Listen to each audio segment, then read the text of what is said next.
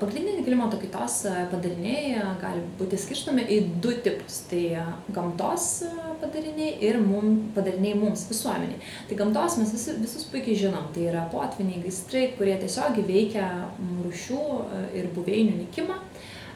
Ir kiti yra visuomeniai padariniai. Tai pavyzdžiui, klimato pabėgėlių krizė ar sveikatos problemos. Taip pat nepamirškime, kad šitie du klimato kaitos padarinių tipai, jie tarpusavę susiję, tikrai nėra atskirti vienas nuo kito. Bet tam, kad labiau tą suprasti, pačią klimato krizę ir klimato kaitą, mums reikia tapti kaip visuomenė atsparesnė klimato kaitos padariniams. Dėl to galime daryti įvairius būdus. Pavyzdžiui, domėtis patys klimato kaitos problemomis ir šviesti save, kaip sakoma, arba daryti tai valstybės mastu ir kalbėti apie tai mokyklose, darželiuose, universitetuose, visur, kur tik tai įmanoma.